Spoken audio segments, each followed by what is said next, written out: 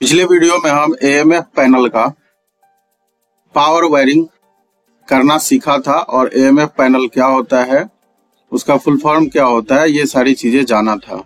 अब AMF panel का control wiring करना सीखेंगे। तो कंट्रोल वायरिंग पहले मैनुअल मोड में बनाना सीखेंगे, उसके बाद कंट्रोल वायरिंग ऑटो मोड में बनाना सीखेंगे।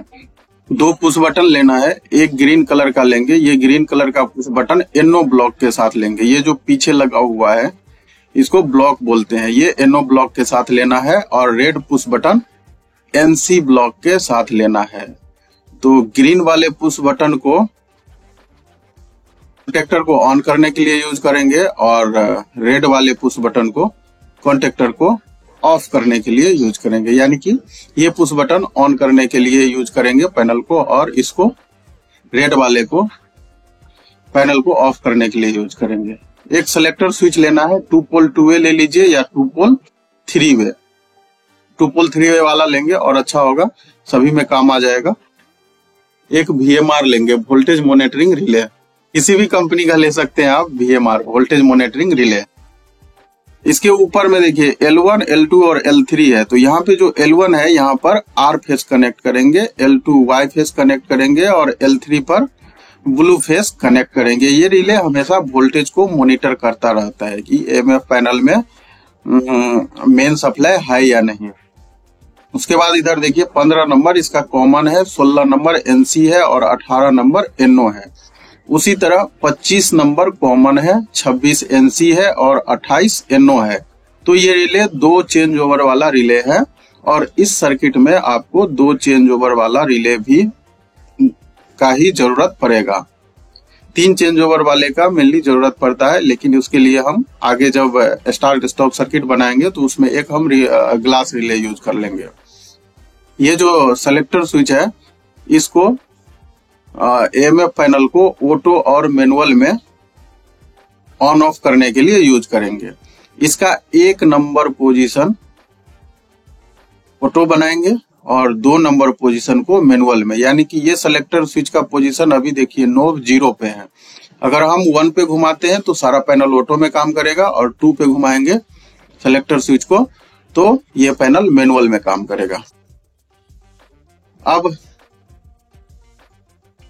इस रिले पे L1, L2 और L3 यानी कि RYB का कनेक्शन कर देंगे। पिछले सर्किट में हमने इसी 3 MCB से लाइट दिखाया था, तो वही लाइट वाले MCB से लूप मार के और यहाँ पर तीनों फेस का वायर कनेक्ट कर देंगे। ये जो तीनों फेस का वायर है, ये वायर कनेक्ट करना बहुत ही जरूरी है। यही रिले को वोल्टेज सेंस कराती है। अगर ये तीनों वायर कनेक्ट नहीं रहेगा तो रिले ये समझेगा इसमें वोल्टेज नहीं आ रहा है। इसीलिए ये तीनों वायर कनेक्ट करना बहुत ही जरूरी है। इसी से ये रिले वोल्टेज सेंस कर रहा है कि तीनों फेस है या नहीं। अब कंट्रोलिंग के लिए तीनों फेस में से किसी एक वायर का फेस का हम यूज करेंगे। तो हमने R फेस का यूज किया। अब चाहो तो येलो और ब्लू भी यूज कर सकते हैं। और इसमें सबसे पहले हम यहाँ से एक वायर लेंगे और इसका रिले का कॉमन पे कनेक्ट कर देंगे। तो इस सर्किट में हम कॉन्टेक्टर को ऑन कराने के लिए रिले का 25 नंबर और 28 नंबर यूज करेंगे, जिसमें 25 नंबर कॉमन है और 28 नंबर NO है। NO इसलिए कि ये नॉर्मल कंडीशन में NO रहेगा रिले, और जब इस पे वोल्टेज आ जाएगी तो ये कॉन्टेक्ट NC बन जाएगा। और साथ ही जो ये DG का कॉन्टेक्टर है उसको इंटरलॉक करेंगे मेन के साथ, ताकि अगर DG वाला जो कॉन्टेक्टर है वो ऑफ रहे तभी ये मेन कॉन्टेक्टर ऑन होगा। नहीं तो अगर DG का सप्लाई ऑन है और आप मेन को भी ऑन कर देंगे तो वो दोनों सप्लाई आपस में टकरा जाएगी।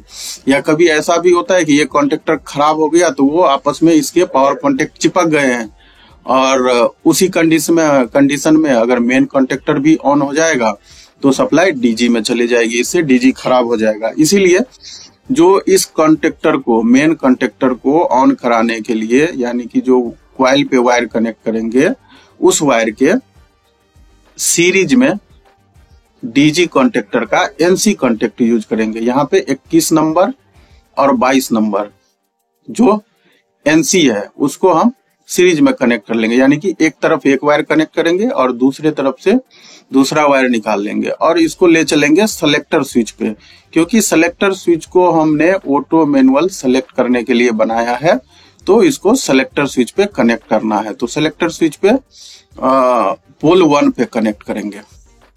ठीक है, ये सेलेक्टर स्विच 2 पोल 2A या 3 पोल 2A वाला ले लीजिए। 3 पोल वाला लेंगे तो आपको 3 सर्किट इसमें बनेगा, तीनों में यूज हो जाएगा। अब ये 1 नंबर इसके क्या है, कॉमन है, पोल 1 का 1 नंबर कॉमन है, और जब सेलेक्टर स्विच का पोजीशन 1 पे होगा तो 1 नंबर और A1 NC कॉन्टेक्ट बनेगा।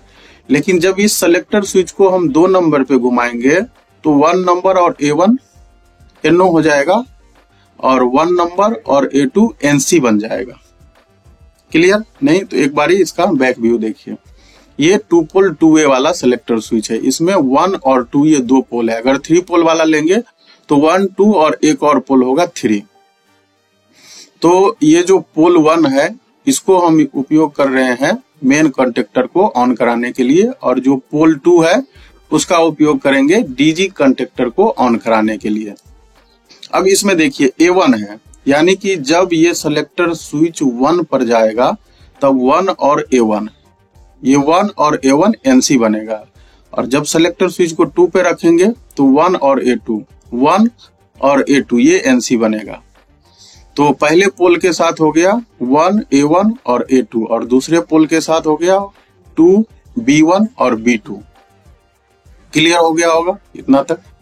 तो हम पहले मैनुअल वाला सर्किट बना रहे हैं, तो इसको A2 पे वायर कनेक्ट करके और जो स्टॉप पुश बटन है रेड वाला उसके ब्लॉक पे एक तरफ कनेक्ट करेंगे, दूसरे तरफ से वायर निकाल के और स्टार्ट वाला यानी कि ग्रीन पुश बटन के ब्लॉक पे कनेक्ट करेंगे। ये ब्लॉक NO ब्लॉक लेना है तभी ये काम करेगा, और उसके बाद A1 पे कनेक्ट कर देंगे, और यहाँ पे जब न्यूट्रल करंट करेंगे और इस पुश बटन को प्रेस करेंगे तो ये कॉन्टेक्टर ऑन हो जाएगा। लेकिन जैसे ही इसको हम छोड़ देते हैं ना पुश बटन को दबा के, तो कॉन्टेक्टर ये ऑफ हो जाएगा। इसलिए इसमें होल्डिंग कॉन्टेक्ट डालना है। तो होल्डिंग कॉन्टेक्ट इसका मेन कॉन्टेक्टर का जो NO कॉन्टेक्ट है उसको स्टार्ट पुश बटन के पैरेलल में कनेक्ट कर देंगे, तो वो इसके होल्डिंग कॉन्टेक्ट हो गया। इस तरह से ये मेन कॉन्टेक्टर को मैनुअल में ऑन कराने के लिए ये सर्किट हो गया। अब DG वाले कॉन्टेक्टर को मैनुअल में ऑन कराने के लिए एक सिंगल पोल का MCB लेंगे और ये 2 पुश बटन लेंगे, एक स्टार्ट का काम करेगा और दूसरा रेड वाला स्टॉप का।